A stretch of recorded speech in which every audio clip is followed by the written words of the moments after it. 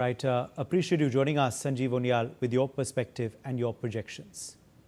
Let me also bring in now Ramaswamy Meyyappan, political analyst who's joining us live. Ramaswamy, welcome to Newsx. Thank you very much for being with us today on our special segment. What are your predictions? What are your projections? What are the numbers looking like according to you, sir? Bharat Mata ko aur Bharatvaasiyon ko mera pranam. Very glad to be meeting you here. First, elections are a festival of democracy, so I'm happy that people are overwhelmingly participating in it. Thanks to people of Pondicherry, Kerala, and Assam to have voted at one of their highest numbers ever. I'm hoping that Tamil Nadu and West Bengal also repeat that and then mark their names in history. And now, first, let me go to my home state of Tamil Nadu. In Tamil Nadu, I think the India Alliance or the SPA, like they're called the Secular Progressive Alliance here, my guess is that they're not going to come back to office, but they're going to put up themselves as one of the strongest oppositions ever. 89 to about 110 seats, with the DMK getting about 80 to 90 roughly, maybe even up to a 95. Their alliance partners are not going to do very well. That's part of the reason why the DMK is going to go down, and an anti-incumbency is going to be a factor. The NDA in the AIDMK's leadership is going to get to about 135 to 150.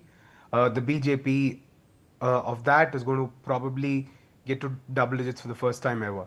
Anywhere between 7 and 12 seats. Maybe if they have a good alliance chemistry in a certain constituencies, maybe even get the number up to 14 or 15. The TVK with the actor Vijay, with all the fanfare and everything, two seats that I think are certain are both the ones that he's contesting from in Perambur and Tiruchirappalli East. Maybe they can get up to a 5. Those are dependent solely on the individual candidates, their own names and their own ability to spend and work in the constituencies. But independent of that, I don't see the TVK going any further. But one positive factor is the state is looking for a third alternative, and the TVK is going to demonstrate that requirement with a vote percentage of somewhere between 15 and 18%. In Kerala, I think I'm going to go with the UDF again.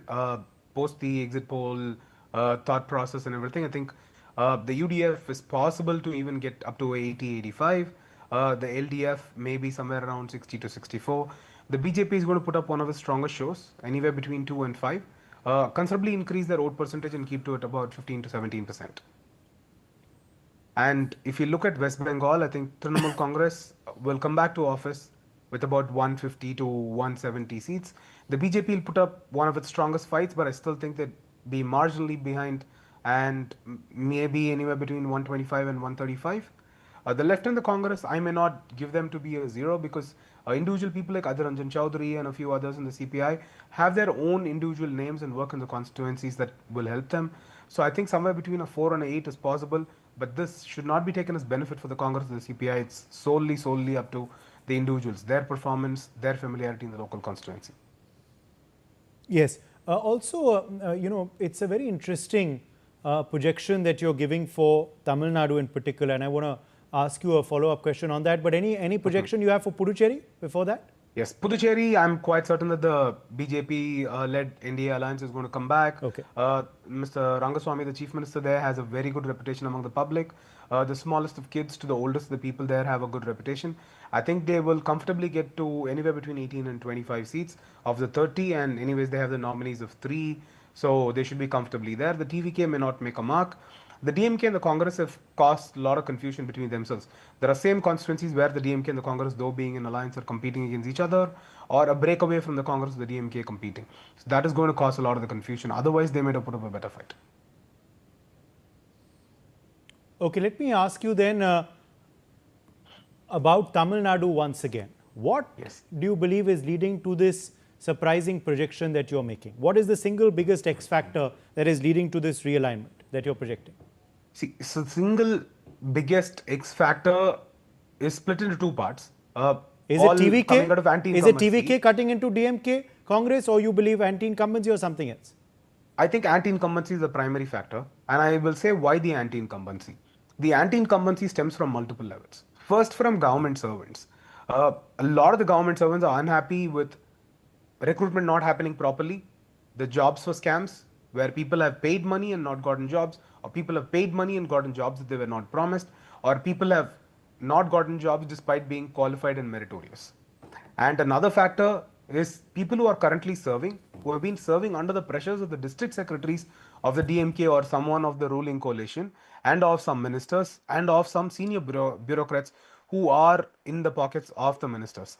This has caused a lot of unrest, and you can see this particularly in the revenue department and the law enforcement officials. The law enforcement in the state is known to be one of the best, but they've not been able to deliver. They've filed a lot more political cases suppressing freedom of expression, journalists, YouTube bloggers, platform X activists, and all these being arrested repeatedly and action being taken to an extent where one of them was arrested about 5 days ago promising and then as a consequence of which the commissioner had to be changed.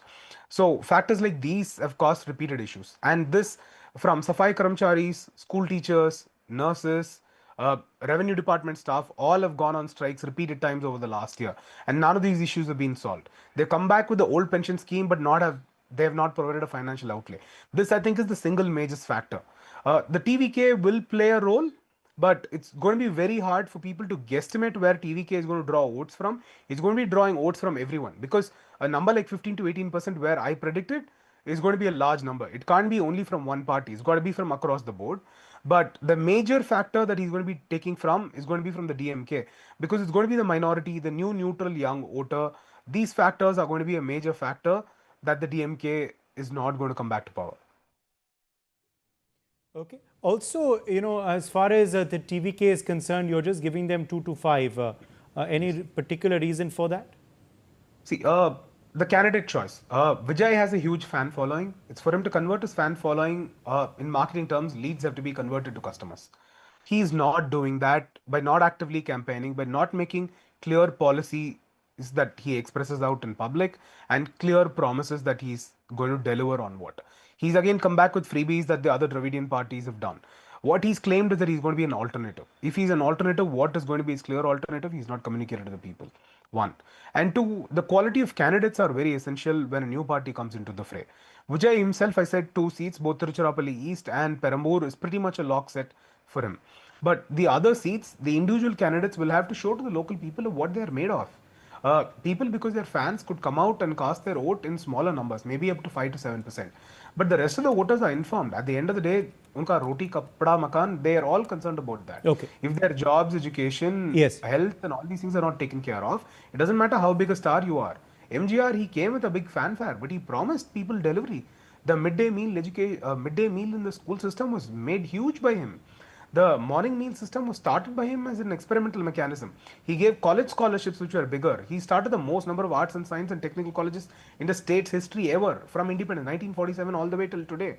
Despite technological advancements, land allotments and all that, the last 20 years we have not been able to do what MGR has done. Okay, also, so those kind of promises Vijay will not be able to fulfill. Also interestingly, Keralam, you're saying that the UDF is going to come in, but you're not giving them huge landslide majority. You're still saying it's going to be quite neck to neck with the LDF. Yes. Of course, you're saying BJP is going to give their best ever showing, but what makes you think it's still neck to neck? And does that mean that it could go either way still? I don't think it could go either way, to answer the question directly. But the reason why I think it's going to be so close is BJP is tapping into a lot of the UDF votes more than the LDF votes. The 16% that they are retaining visibly from the parliamentary election was from LDF. But this time around is slightly different. The UDF, the promises that they are making are contrary to the promises that the LDF and the BJP are making. And the UDF, in its past history, a few promises that they have claimed have not fulfilled is a result of this poor showing for the UDF. All right. Appreciate you joining us with your perspective and your projections, Mr. Meyyappan, on Newsx. Let's dip into a short break. Much more coming up.